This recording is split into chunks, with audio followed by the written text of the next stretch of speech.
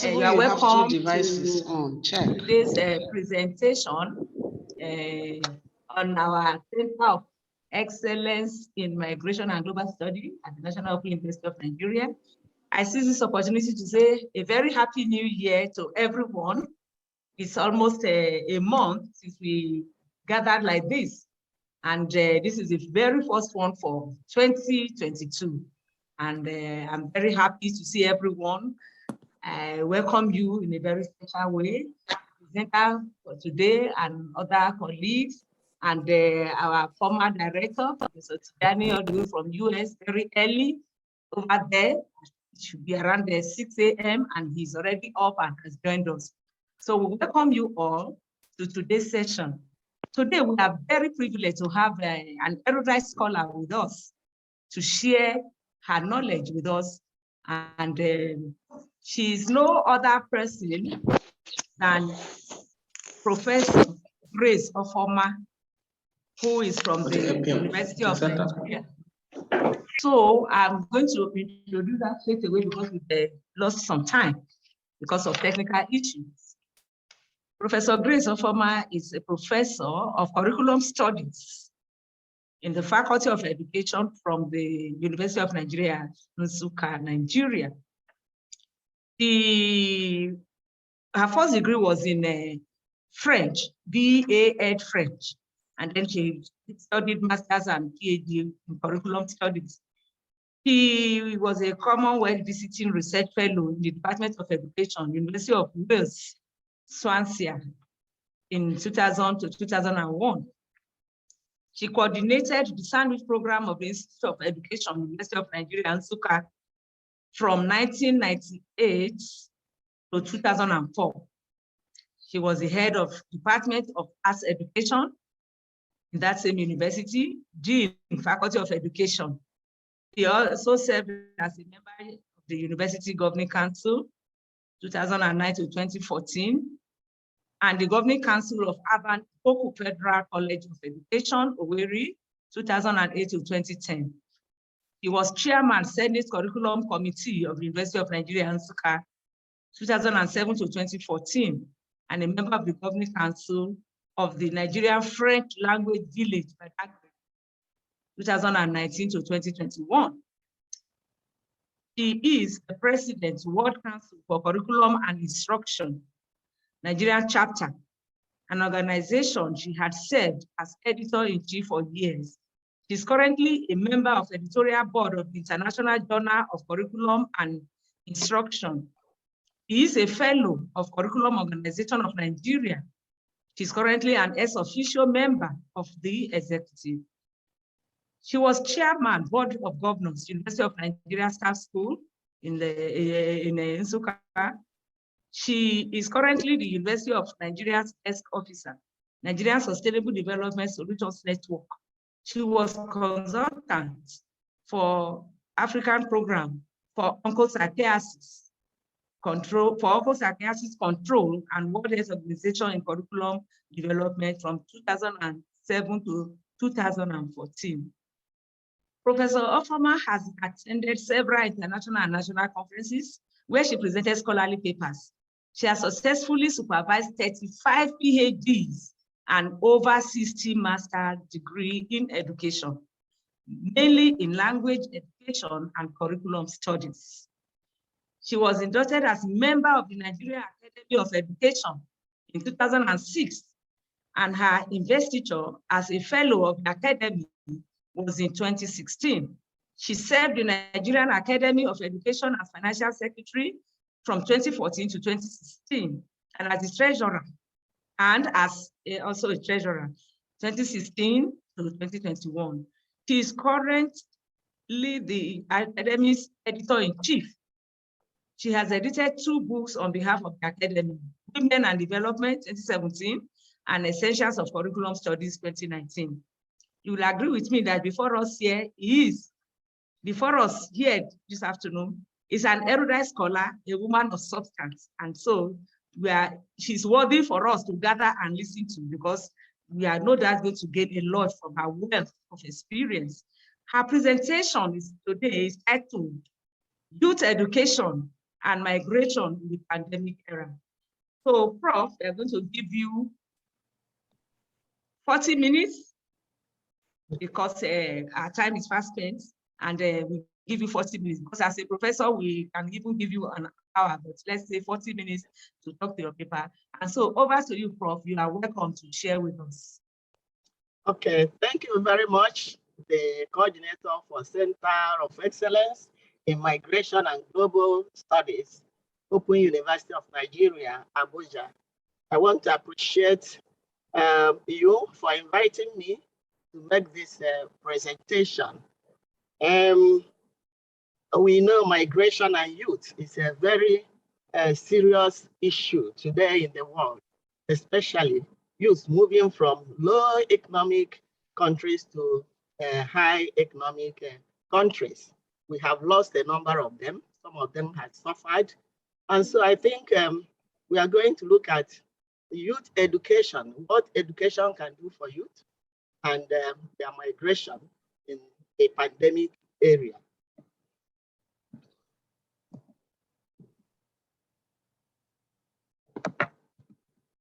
So in this presentation, we are going to look at migration involving man, because we have different types of migration, but the one that concerns us today is the youth migration. We are going to look at education, youth education and migration. We are going to look at the reasons for youth migration and types of migration. We're also going to look at COVID-19 pandemic and youth education, and the challenges, opportunities, and the way forward. Then we conclude. Education deals with the empowerment of individuals to solve their personal problems and those of the society. This education and society are two-way traffic, because the society sends their children to school to be educated, and at the end of graduation, the school returns them to the society for them to impact on the development of themselves, their families, their communities, and the entire society. So education is very important. According to Obanya, education is not synonymous with schooling. When you attend school, you don't say you are educated unless you have imbibed the right values, skills, attitudes, and knowledge that you will transfer in your life to help yourself and help your community. So in the 21st century, we talk about learning to know, learning to do, learning to be, and learning to work as a team. Learning to work as in a team. In education, that is the three main focus of education everywhere in the world. When we talk of the domains of education, we talk of the cognitive, which is learning to know. We talk of the psychomotor, learning to do, ability to make use of knowledge, skills, and attitudes you have acquired in school to solve your problems and the problems of the society. Learning to be is a long life learning, and learning to work as a team, the affective behavior. Youth normally are regarded as the period of life between childhood and adulthood.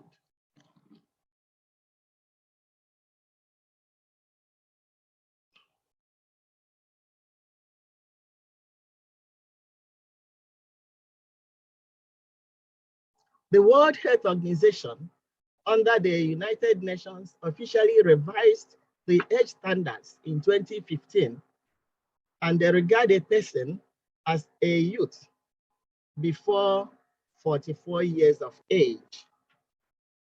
According to the new classification, the young age is from 25 to 44 years. The middle age is regarded as people in the range of 44 to 60 years. The elderly age is 60 to 75 years. The senile age is 75 to 90, and the long livers are those that live after 90 years, the very lucky ones. But this presentation focuses on the youth, and I'm going to focus on the age range of 18 to 44. There are classifications by different international organizations of youth, who they regard as youth, the age range.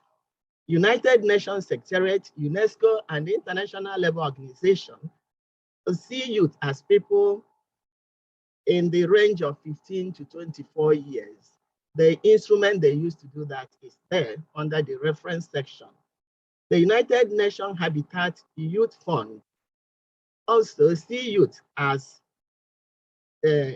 young people between the ages of 15 to 32. The UNICEF 11. Through education, youth are empowered to become future leaders.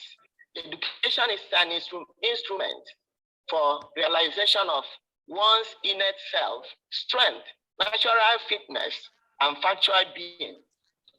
12. Education helps the youth to quench the thirst for realizing their potentials. In this globalized and knowledge-based world, every young person should be given the opportunity to develop his or her potentials to bring about the needed change in behavior.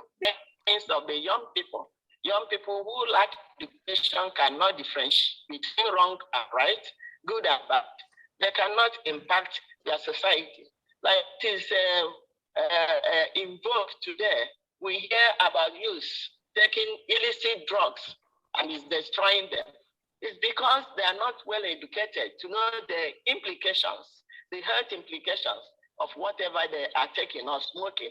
The Oporomiri is the one in vogue now and is sending them to madness. And if educated youths, if the youths are well educated, they should know that they shouldn't take such a substance. So education to youth is as important to the soul as the soul is to the body. Very important. Youth that are not educated don't know where they will be in this world. So let's look at migration. Okay. The International Organization for Migration explains migration as movement of people who move away from their usual place of residence, whether within a country or to another, temporarily or permanently, and for various reasons. We are going to see the reasons. Migration is a normal human activity. Man has always moved from one locality or place of residence to another. We move from our families into our individual homes when we mature. It's also a sort of migration. We migrate from our homes, regions, cities, towns. Nowadays, young people would like to leave the migration. We also migrate to countries. These movements are as a result of some factors. Man is always looking for a more conducive environment or condition in which to live, a means of survival, or a greener pasture, or the golden fleece, as it may be. There are a number of reasons why young people migrate. These reasons are termed in the push and pull. And pull is what is motivating them to go to the new area. So there's a figure there, and it's showing that violence pushes youth away. They go to where they will get safety and where the environment is stable. War is also a push factor, and the youth leave to find freedom, because there is no freedom in a war zone or in a war area. Movements are restricted. I know youth, they will earn more. Lack of jobs, they go to where they have job opportunities to select from. Then famine, they go to where food is available. Pollution and natural disaster, they go to a safe and better environment. Then limited opportunities, as we have today in Nigeria. That's why most youths are running away from this country and going to where they can get better quality of life. Lack of services, They go for where the services are. Don't you see what we are experiencing now? Common technology is on and off and is disrupting the program. That is why most people will leave.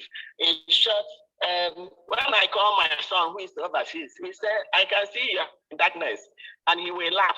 That is what we are seeing in the country, and it's chasing our youth away from the country. They are going to look for a better environment, a better quality life, and so on. Then some youth move to join their families, especially people who are newly married. Okay. Types of migration. We have 4 most common types of migration categorized by the International Organization for Migration, as reported by WODAP in 2019. There are labor migration, forced migration or displacement, human trafficking or modern slavery, and environmental migration. The next slide. These are the 4 types of migration. The next slide, 19. Okay, 19. Labor migration is the movement of people from one state to another in search of employment. International Organization for Migration indicated that in 2017, an estimated 164 million migrant workers globally were involved in this type of migration. This was 59% of the world's international migration population. Labor migration can be movement from rural to urban cities or movement across national borders. The next, you see people. If you look at that picture on that slide, they are mainly youths seeking for golden fleets. They are leaving their environment to go to a better environment. The next is forced migration or displacement. This type of migration is the movement of persons who have been forced to flee from their homes due to war, generalized violence, violation of human rights, or human-made disasters. I'm going to show examples later. In Adamawa, Bauchi, Borno, Gombe, Taraba, and Yobe, we have displacement, a type of migration due to Boko Haram insurgency and conflicts. In Benue State of Nigeria, there was internal displacement as a result of herdsmen attack. In Borno and Adamawa states, there were 3,118 movements by people between 3rd and 9th January, that is this month, and movement in December last year, 27th to 2nd January, was 2,972. You see that as the days go by, the movement is becoming more, which means that insecurity and uncertainty is looming in Nigeria. And people are looking for a secure environment.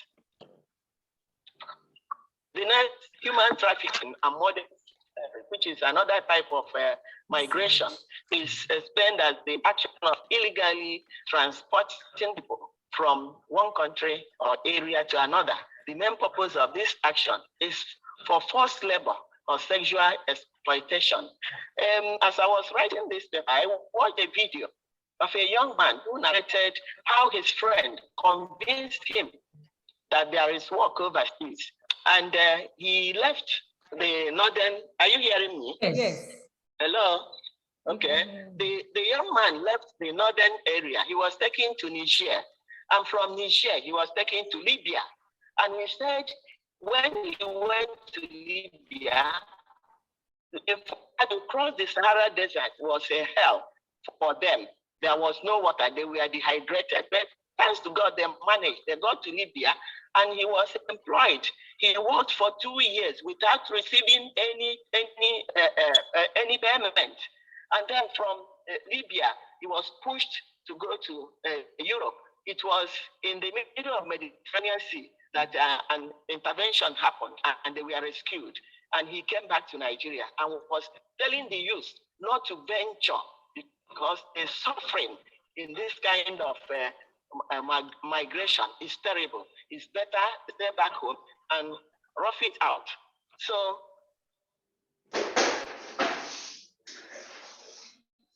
have been missing because people engage in this type of migration, take them, promise them hell and heaven, and when they get there, they see themselves in hell.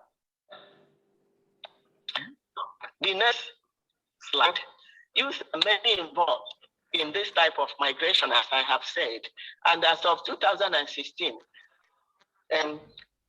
25 million victims of forced labor, 5 million are estimated to have crossed an international border. Like the story I have just told, it belongs to that group. Slide 26. 26, yes. Environmental migration. Environmental migration is the movements of people who mainly for reasons of sudden or progressive changes in the environment, which adversely affect them, are forced to leave their places of residence temporarily or permanently. This movement can be within the country or abroad. The next slide is a picture of what happened in 2012. About 14 states in Nigeria were submerged by flooding. And Anambra State, I got this picture from their website. You can see the governor, the former governor, Anambra State, who was out by 2 a.m. and informed of the flood problem. And he went with his team to rescue the community. But unfortunately, before they got to the community, we are flooded. The other side, the one on the left, is in Delta State. People build that's environmental disaster. And when people experience such, they leave their environment and go to where they are secured. And when the water subsided, they went back to their homes. Slide 28. Now let's look at COVID-19 pandemic and youth education. The world experienced a lot of challenges to the unprecedented and rapid spread of COVID-19 pandemic, which started in 2019. There's no time, I don't want to tell the story, we all know the story. It spread to many nations in 2020. And since then, different variants of virus are emerging, like the Delta, the Omicron. The next one, the impact was huge on the economy, education, health, and social mobility of the youth. It was like the entire world came to a halt. Many countries declared lockdown and closed schools and their borders in a bid to contain the spread of the virus. A global survey on the immediate impact of COVID-19 pandemic on the education of youth, among other aspects of their lives, was conducted by partners of the Global Initiative on Decent Jobs for Youth in 2020. It involved 12,000 respondents aged 18 to 29 years, selected from 112 countries. The study population was made up of students and workers within tertiary institutions who account for a quarter of the youth in the sampled countries. The results, that is the next one. No, 30, I mean 30. Okay, are you there? Yes. The results show that for youth who we are studying on combined experience closure of schools, 73%. Not all we are able to transition into online and distance learning. You remember during the heat of COVID-19 pandemic, most institutions went online to reach their students. Unfortunately, so many of them could not hook on. So many of them don't even have the facilities, the program, and so on. Some students don't even have phone to do that. Some have just simple phones that are not internet ready and so on. These are problems. And what of the incessant outage of power, which is living with us in Nigeria? So this mode of teaching and learning became an alternative during the COVID-19 pandemic. But 13% did not have access to education, that is to attend courses or teaching and learning. This was acute among youth in low-income countries. It shows the sharp digital divide that exists between regions. The next, 31. Yes.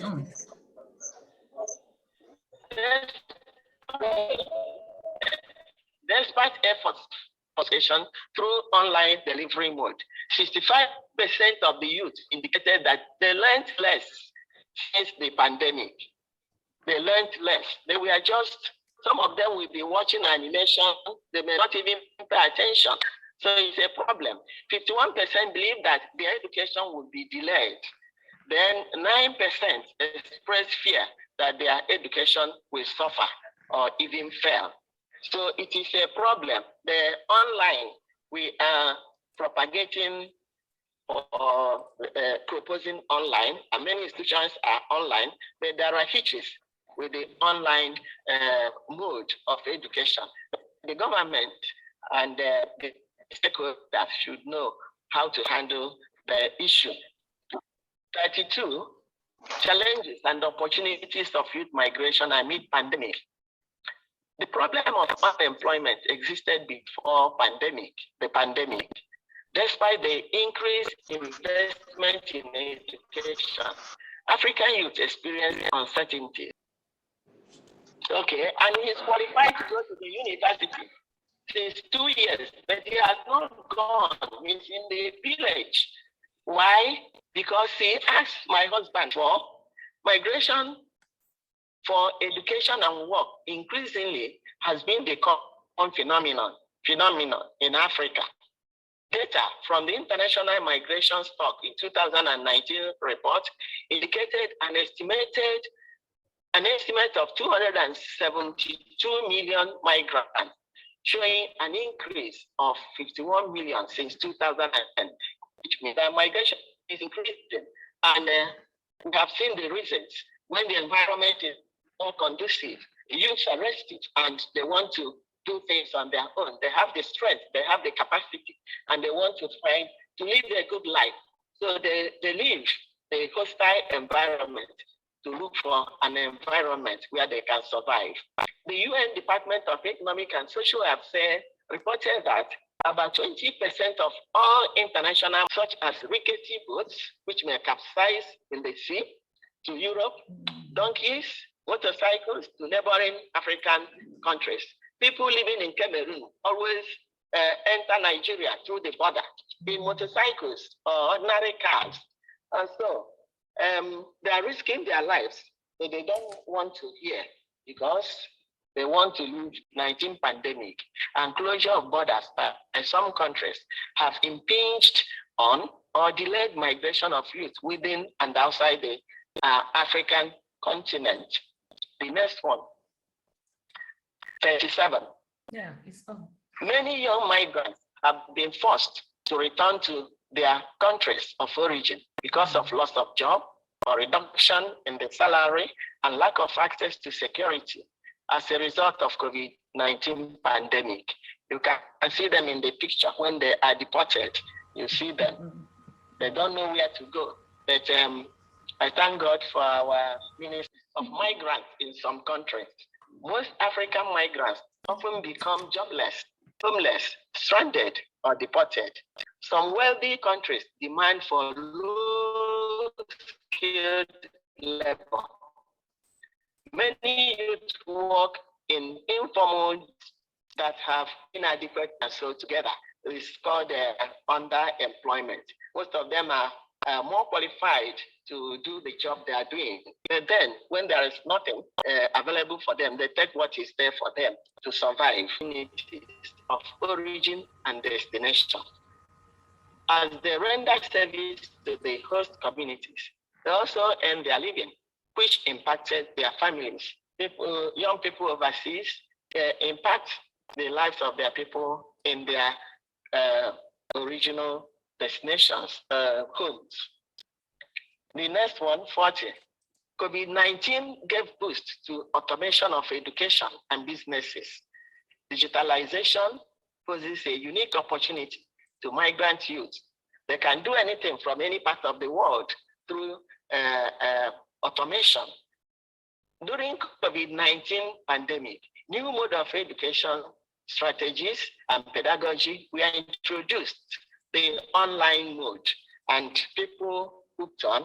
And so it was not well planned because the teachers were not even trained. They were haphazardly trained, but they managed to scale through just to keep the students busy during the pandemic.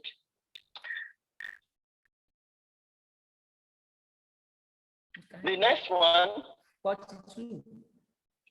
41. Okay.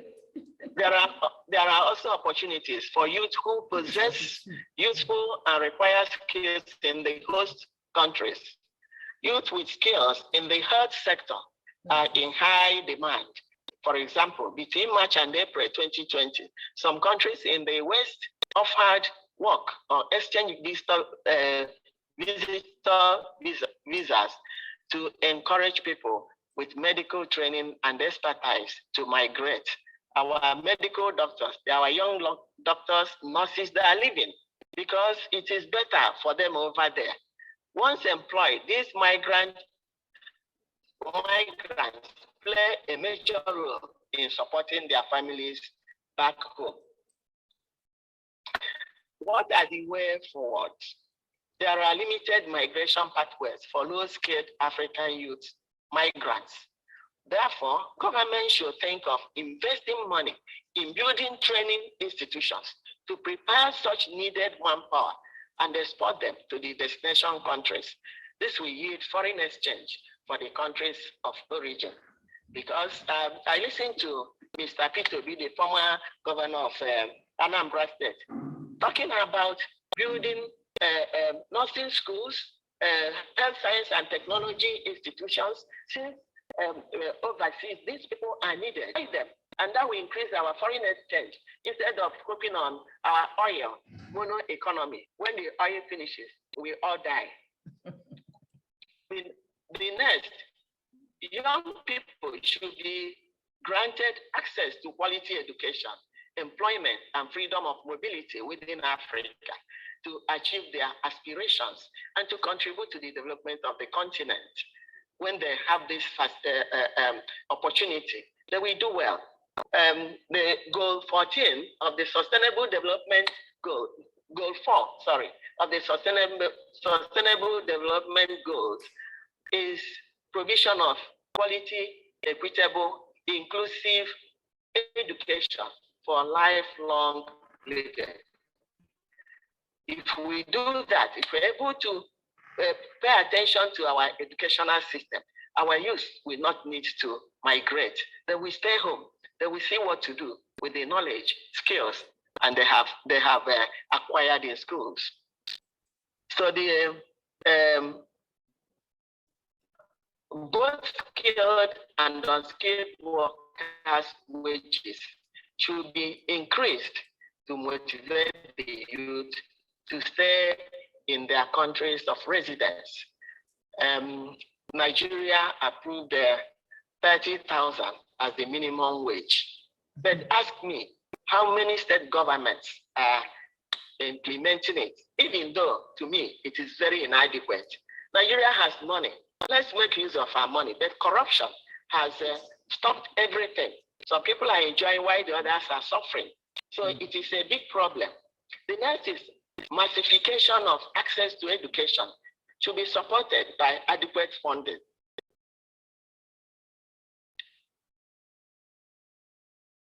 The next, Is there 44? Yes. The sharp digital divide.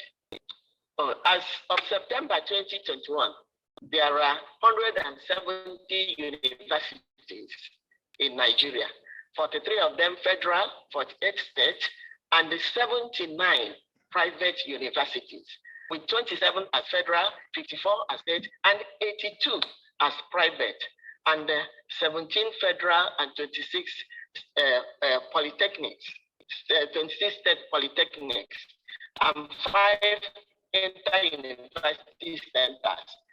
These are institutions where we find our youth. But go to most of these institutions, they have nothing to write home about.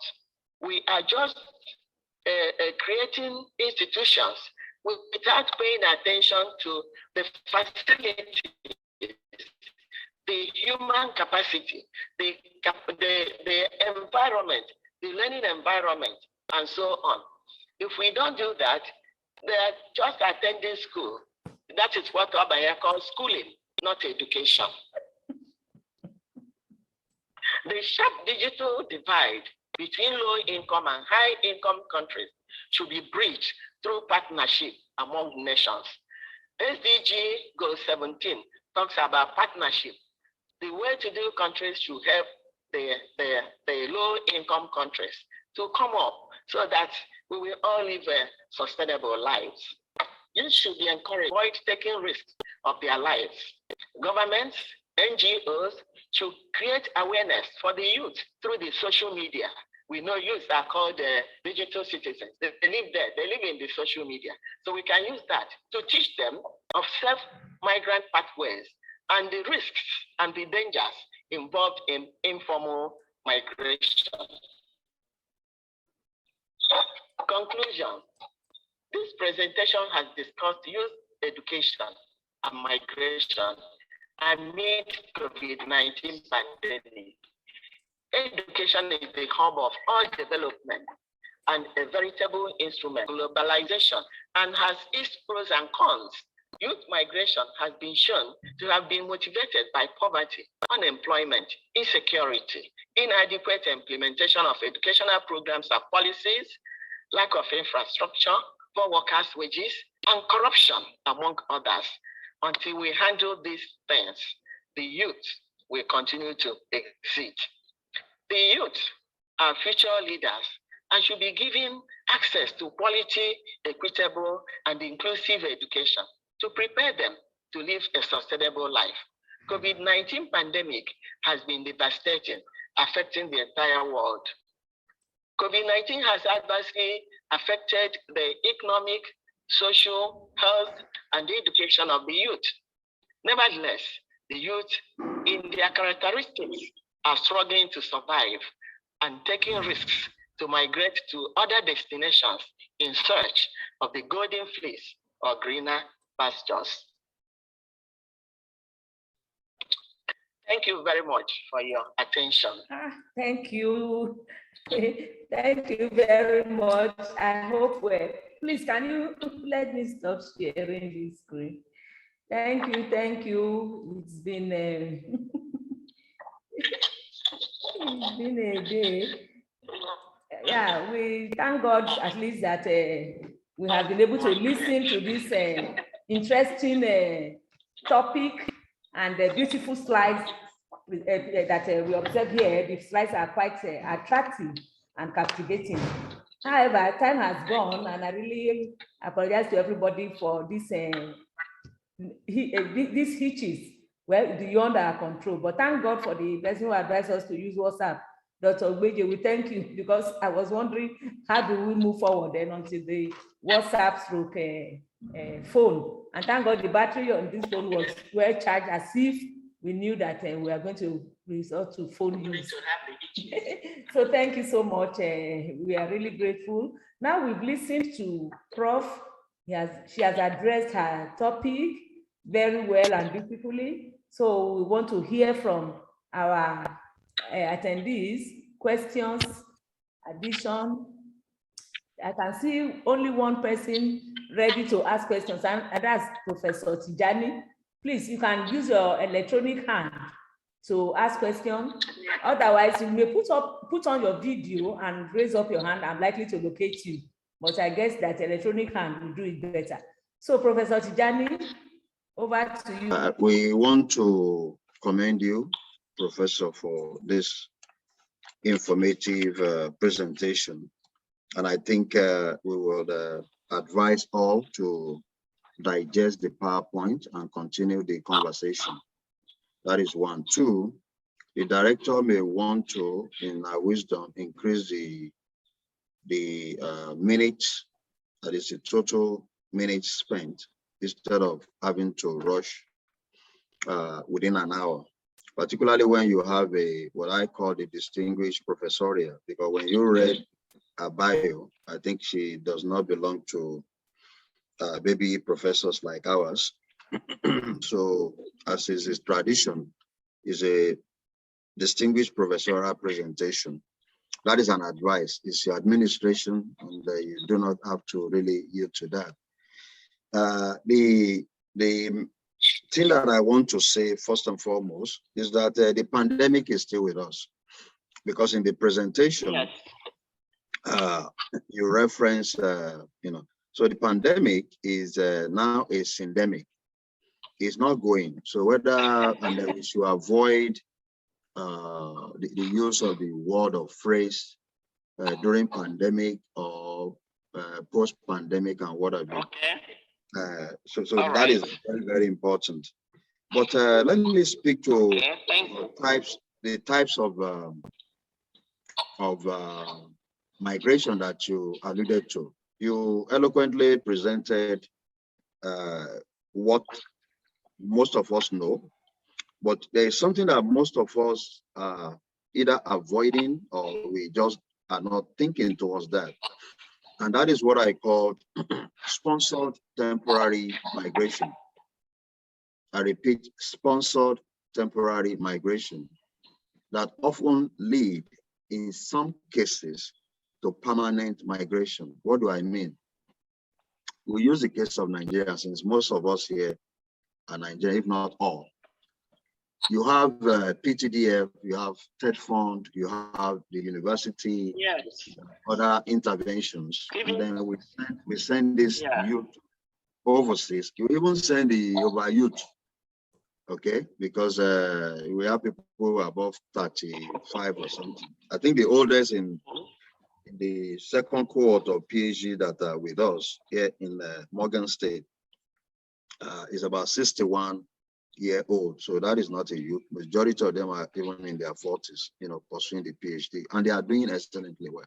But what I'm trying to say is that in our contextualization of the types of migration, we should begin to add sponsored temporary migration. If we agree that migration, I agree with you. Sometimes sorry, Professor Ophelmer. Sorry, I forgot to tell you that we have the culture of noting comments and questions for the response at the end. It's my fault. Please, this is the culture here. We wait, we note everything, and we respond at the end. So sorry, man, that I'm just telling you. Okay. Thank you. So what I'm saying is that we should begin to look at this idea of sponsored temporary migration, and my contextualization of this concept, of this idea, of this type of migration is one validated by the fact that we all agreed globally that there is temporary as well as permanent migration. But there's also sponsored temporary migration, whereby your own government or the other government attract the youth, okay, and then sponsor them, give them education and learning, and also retain them, or they retain themselves. I know that some of us in the early 90s went on academic staff Commonwealth Scholarship, University of London, I was there. Some other people went to other places. Some of us did not return. Some of us were giving jobs, even from London to US and whatever, and today it's all over. I know that in my previous assignment, we have study abroad in South Africa and Senegal. A majority of the students living, even from US citizen youth, going to Rhodes University, we usually lose them because one, they look at the student loan and the cost of education, acquiring degrees at Rhodes or in South Africa, and then stayed to just complete and then return home. Okay, and some do not return. So looking at sponsored, what I call sponsored temporary migration, is high time we begin to contextualize it. The other thing that I want to mention is that we must note the revolution in distance learning.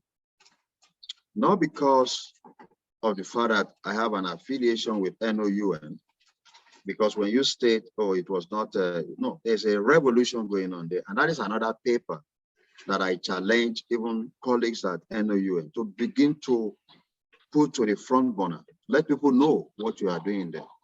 What the Pro-Chancellor is doing, and this is not advocacy for anybody, it's just what I witnessed, what I'm seeing, what I've benefited from. We should look at it in the context of youth education. Even the NUC is doing a lot on online learning. There's a lot of intervention.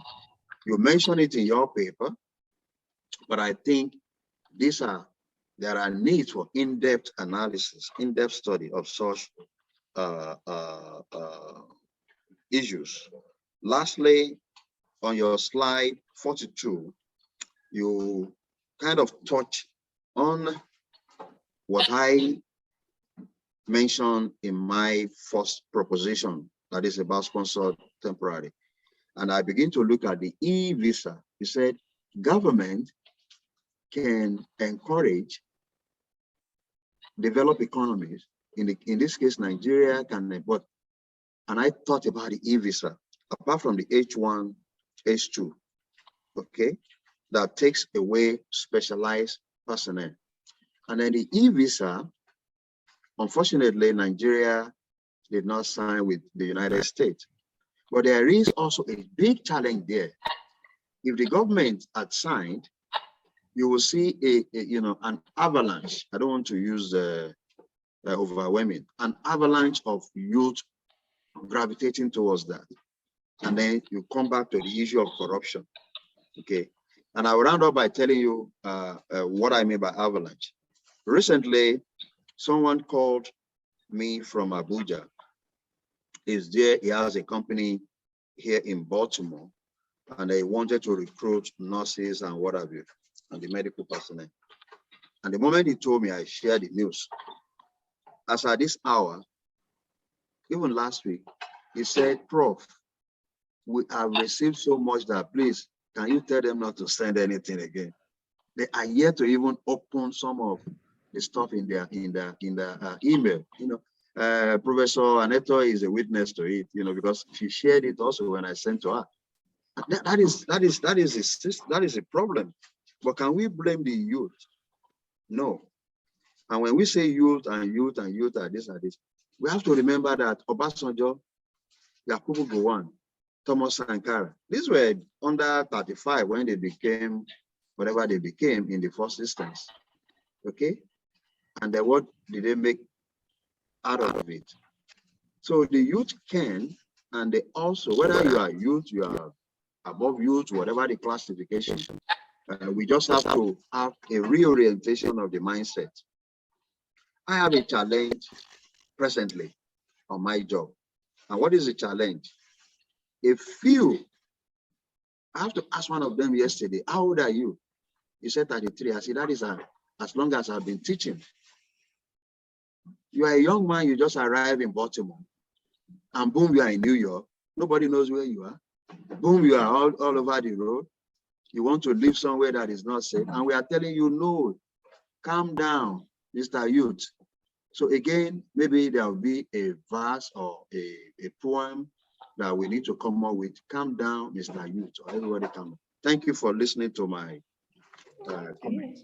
Thank you very much. Thank you, Prof. Thank you for that contribution. I can see two other hands up. Let me start with, is it Dr. Akim Akinwale? Sorry, I don't know your title, but you can unmute yourself. Let me, while he's unmuting, let me quickly, let me just introduce him. He will not introduce himself. He's with Unilag. But more importantly, Professor Akinwale is the Vice President of Legal Studies Association. I will not classify him as youth because he's over 42 now. Thank you. And well, generally, we won't say professors are youths, because even if they are youths, once they are professors, they are no more youths. We have given them the next level. Okay, can we hear from you, sir, Professor Akinwale? Thank you very much, the director. I also thank Professor Tijani. Happy New Year, sir. It's always exciting hearing your voice. It's always exciting learning from your feet. And we pray that God will continue to increase your wisdom. So I thank the professor for the erudite presentation. That's quite illuminating. Because the issue of migration is becoming a development dilemma, and there is no sign that it's going to stop soon. So we may have to deal with it for a very long time. So I've learned a lot from the presentation, especially the age reclassification of youth. A part of the presentation indicated that there is a modification to the age classification of youth to 18 to 44 years. And that's quite interesting, because that will affect the coverage of the people that are to be classified as youth. And really, the question I want to ask is in the area of the poverty being a major factor or motivation for youth migration. And this came at, Prof, do you really want to sustain this position, bearing in mind that the cost of migration is quite enormous and possibly beyond the reach of somebody who is living below poverty line? You know, when we gauge this from the cost of procurement of passports, cost of application, cost of visa, cost of flight, and if they are going for education, if the migration is for the primary purpose of schooling, the cost of school fees, accommodation, especially those who are traveling without a scholarship. And that's one leg of my question. You know, the issue of using poverty as a motivation for youth migration. How realistic is that? Then the question two is in the area of an aspect of presentation that talks about okay, youth migration could be a new source of foreign exchange.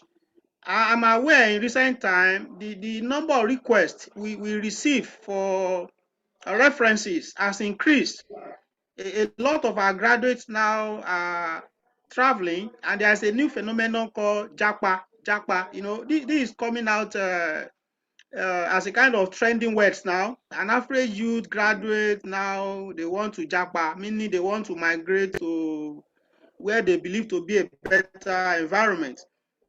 So, and in this, a lot of parents are selling their properties to finance this new migration. And so the question I want to ask, Prof, is what is the turnaround time? You know, when we look, when we take into consideration the cost that the parents incur after their children are out of university, the parents are looking for several millions of nairas that I'm aware of, because some of these youth must fund their account before they apply for visa. They must pay the fees before they even travel, and it is a lot of money. And so how long do you think it will take these youths to begin to reap the proceed of migration? So before we can now say that, okay, this migration is translating into a kind of surplus in the area of foreign exchange. So that's the second leg of my question. And I'm passionate about this because I think do we need to begin to review the current practice? Because if parents need to sell their properties, landed property, houses to fund, migration of our youth, can't this same money be used to venture into small and medium scale enterprises? And what do we want to recommend if we compare this option of diverting this investment into alternative channels instead of funding this migration? Because in the UK or in the US or in Canada, the school fees per year is a lot of money. More than £10,000 is required to fund a student just per annum. So I Thank stop you, here, ma. sir. I'm Thank you sorry so for much. taking Thank you so much for a your little time. contribution.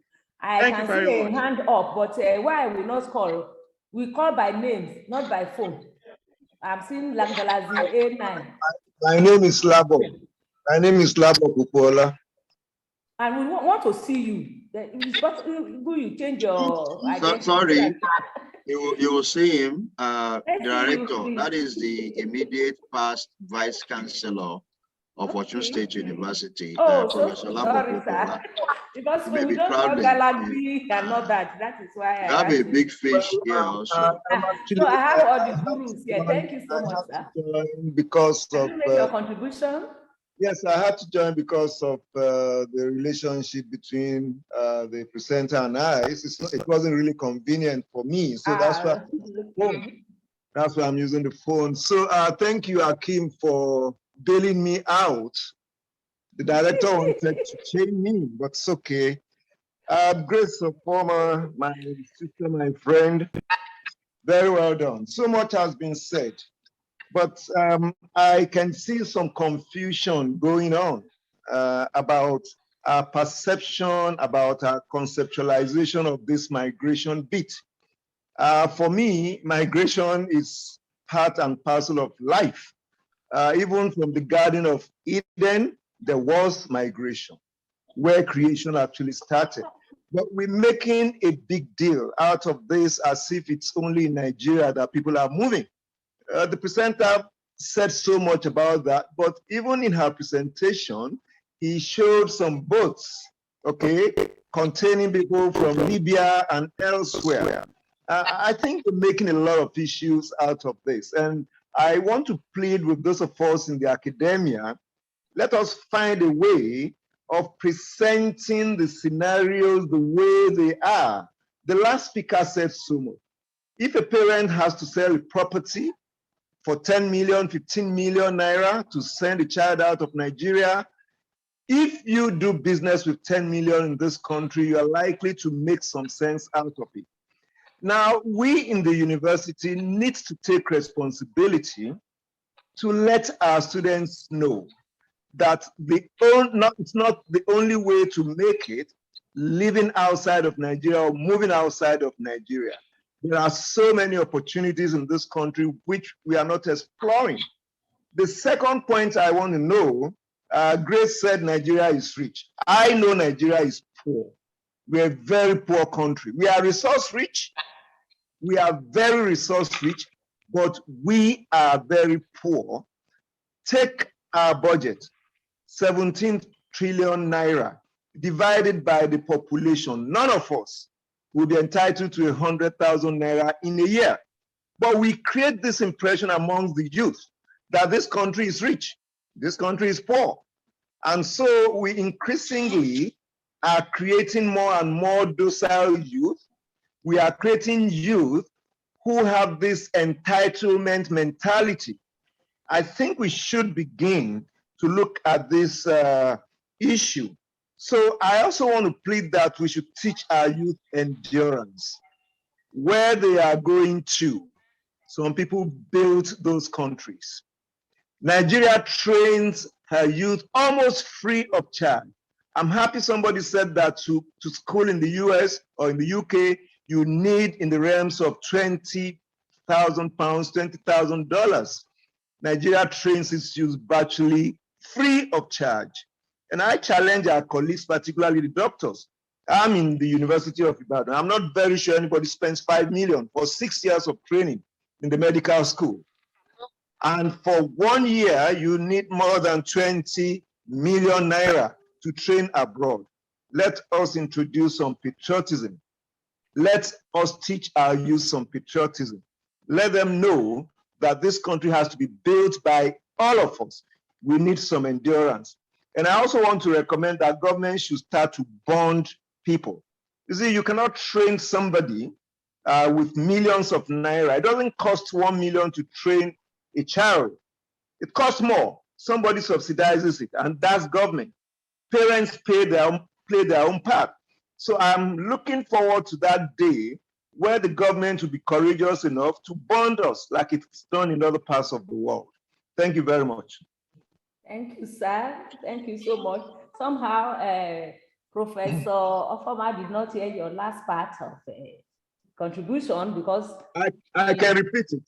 No, she cut off her phone, so I'm trying to call her back so that she is the main person that needs to respond. I'm trying to see if she can come back. It's showing calling. So while you are trying to reach her, let me just use if there's such position immediate, since the immediate visit she's trying to call back. Oh, she's calling back. Hello, it's like your internet went off or something. Immediate director that Professor Olabopopola mentioned. I think we've always had it. I think the problem is that we have policies, we do not have the heart and mind to execute. We have policy and then we have disparity in the way we execute it. I remember that as a Commonwealth scholar, we have to feel, even this was British money indirectly. Okay. I will stop. Let her go ahead and interrupt. Okay. Well, I want to also make a comment before she answers. In as much as I agree that we should be patriotic citizens, just in response to Professor Popola's comment, if students who are going to study, maybe that is for them, patriotism, you can study in Nigeria. What of all those who have graduated and roaming the streets without jobs? What kind of patriotism when the parents have gotten cooperative to train them? They train them in the university, our own local university, with all the incessant strikes. They have trained these students, they have graduated. They can't get jobs. Of course, they have not done this entrepreneurship. We are saying learn handwork. Persons trained as doctors, as pharmacists, as lawyers, I don't know what, all the professions that you can name it, and they can't get anywhere to, or they sleep every day and wake up and looking at their parents who have trained them for those years, and they are still offsetting the loans they took to train them. And then somebody tells them there's an opportunity to migrate, and you want to do this feeling it, citizenship, what do they, PRP, whatever they call them, different P's, and that will enable them to have a living. Will you say they are not being patriotic? That's my own view. I don't think patriotism has limits. It's when you are hungry, you cannot tell somebody, sorry, you must provide food. That is my own take. I don't know I have to about that later. So, Professor Omar, you heard some comments from everybody, and of course, me being the last speaker. Just one moment, madam. Okay. I hope. Okay, Professor Popola wants to make more contributions. Maybe just hear him for 1 minute. Just 1 minute. I said it, that migration is a way of life. There is nothing wrong with migration. I even use the example of the Garden of Eden. People have to migrate. Otherwise, everywhere in the world will be monolithic. So I have no problem with migration. The point I'm making, and I'm still very strong on that point, is to create an impression that this part is hell, so I must leave. Look, if somebody trains and he doesn't get a job in a place, he goes elsewhere. And we also make a mistake. And this is one thing we need to let our students know. Government cannot employ everybody. Even in the university system, there are so many people employed who are doing next to nothing.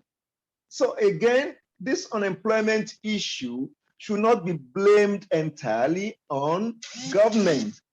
The UK, the US, they are going to. It's not government that is employing everybody. There are opportunities in this country. People are just not exploring those opportunities. I have nothing against migration. It's a way of life.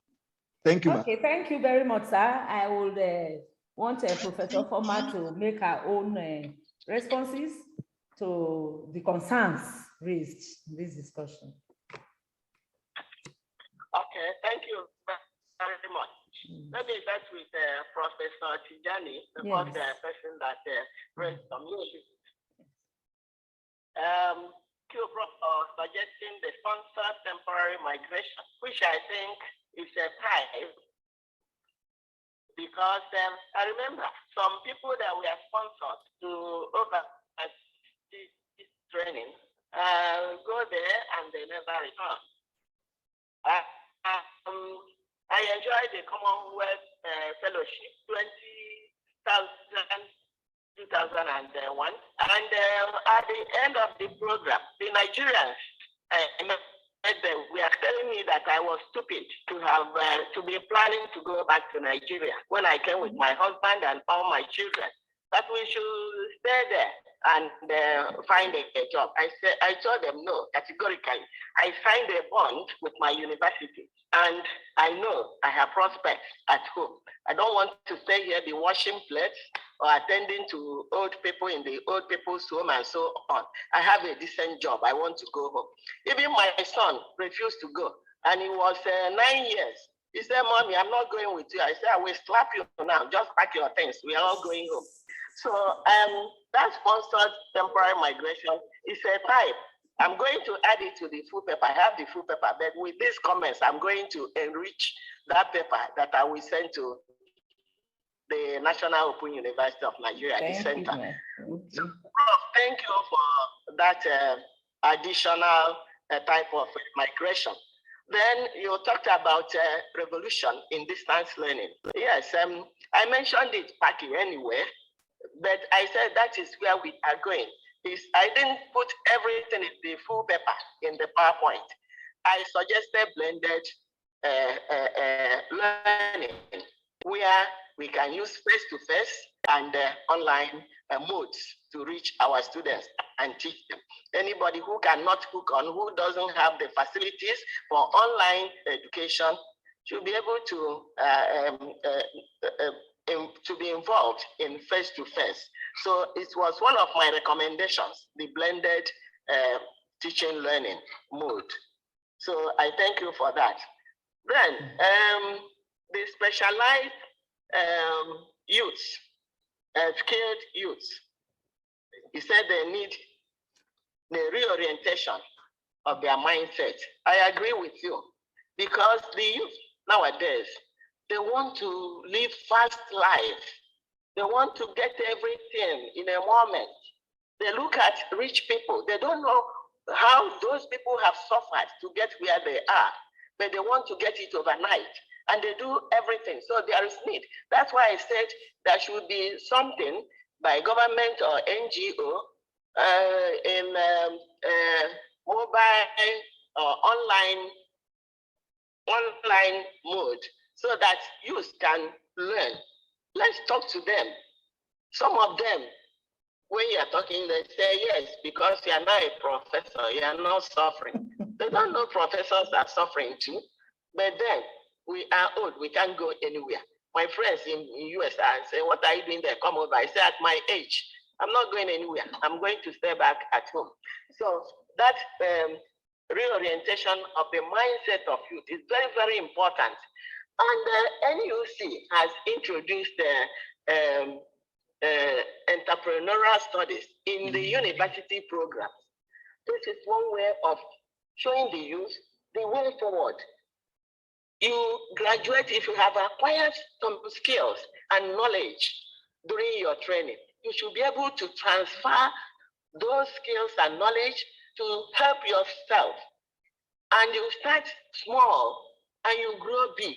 So they want to start big and then they won't make it.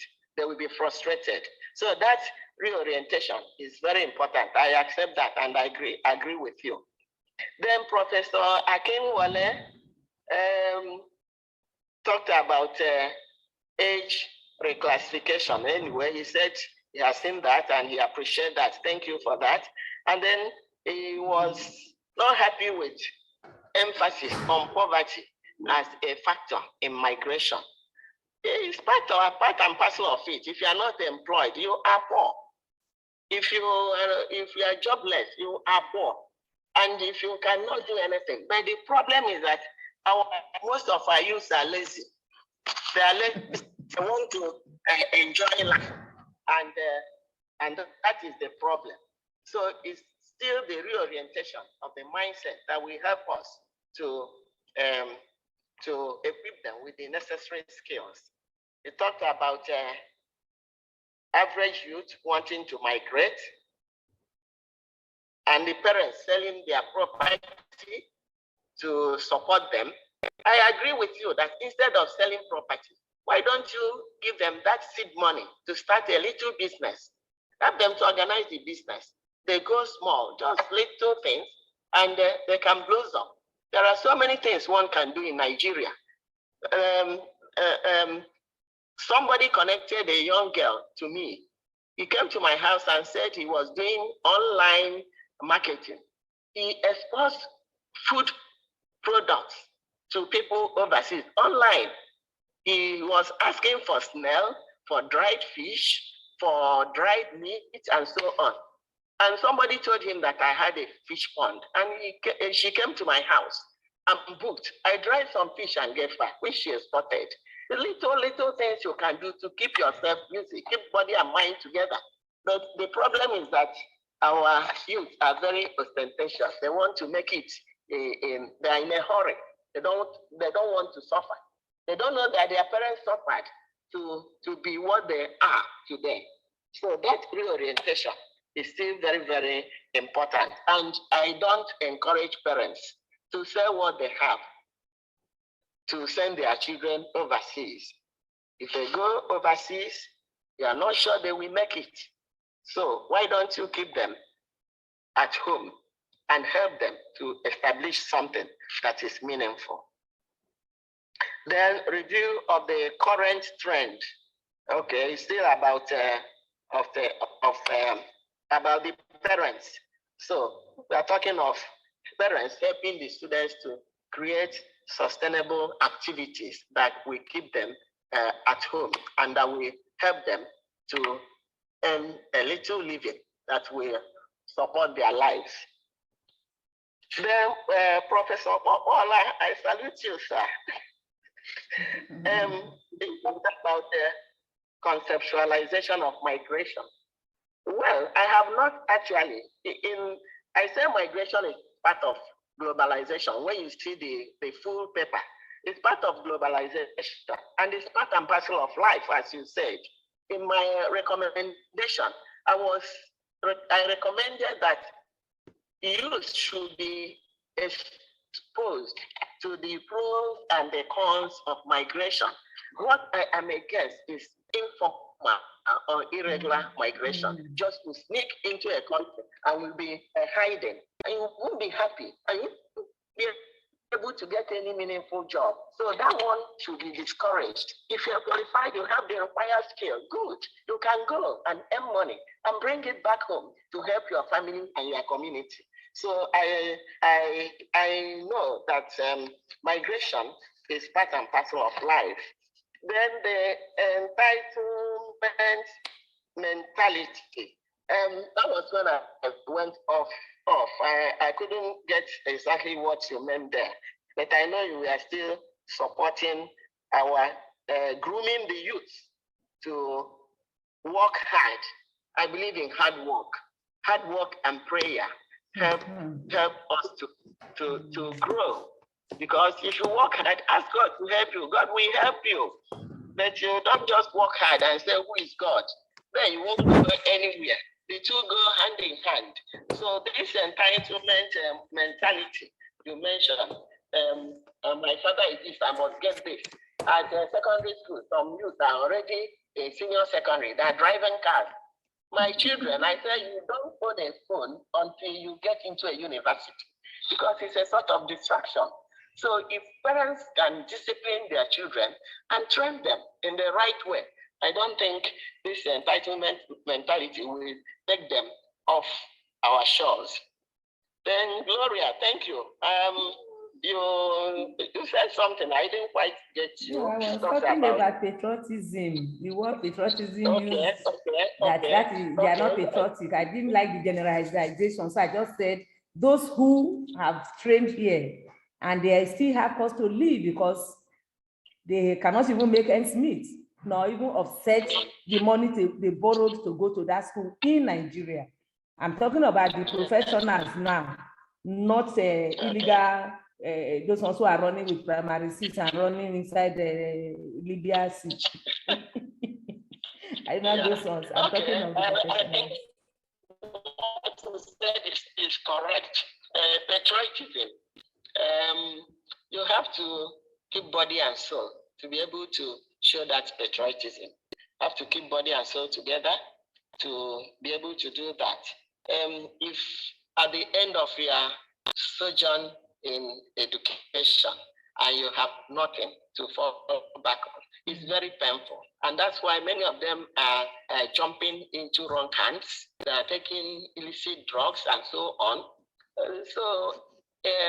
If we can create small factories in different local governments and try to mop up these youths and give them employment. I like what the Delta State governor is doing.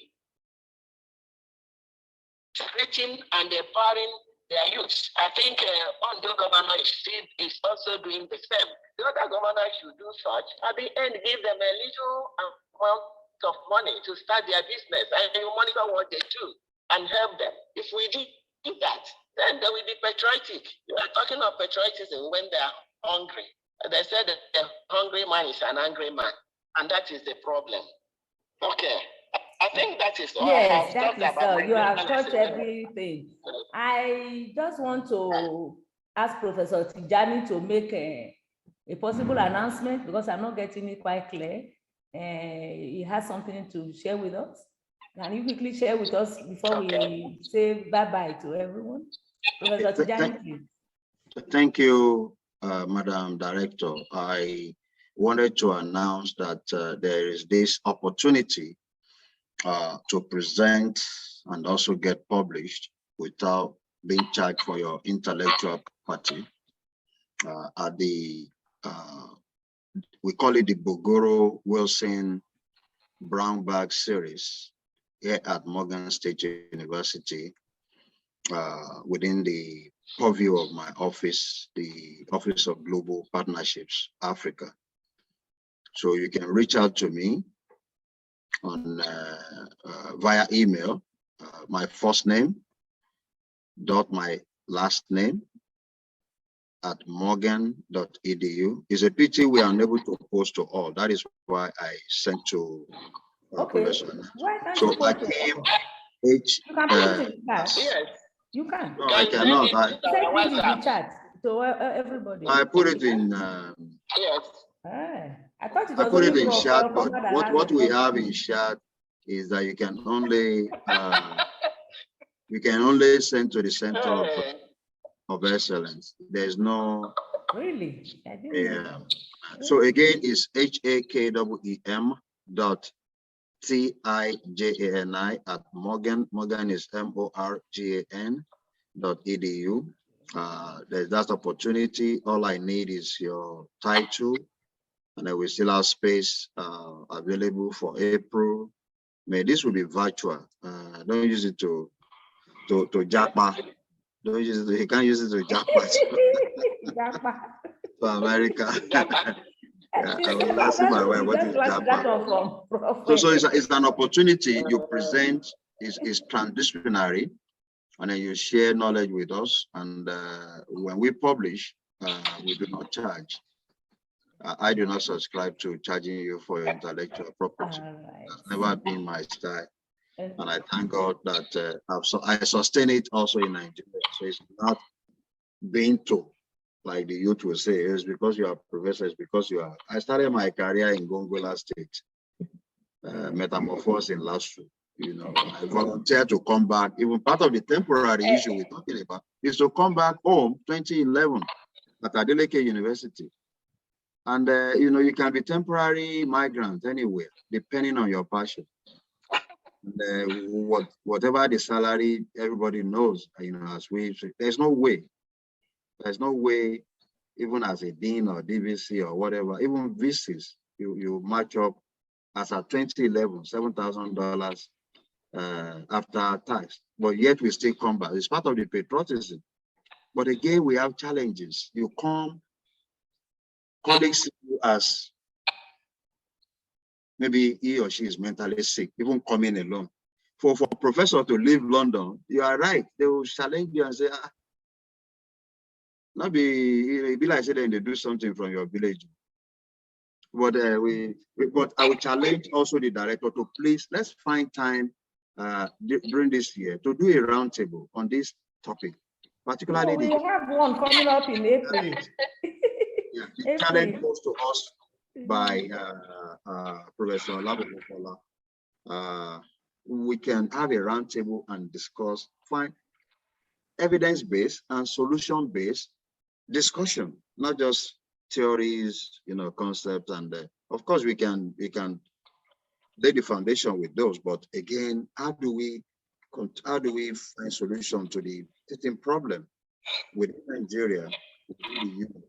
And I've given examples of US, validated by Professor Labokola, that it's not a Nigerian thing, but the level, the percentage, the momentum, the what have you, differs from one country to the other. And I thank you for allowing me to speak.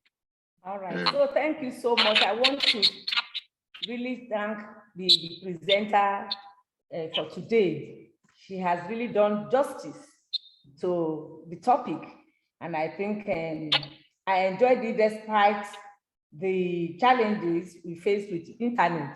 And I'm very grateful that at least so many people will still waited to this time. We were here for almost 2 hours now because the topic is interesting and we all learned a lot, and we can't learn enough from this migration issue.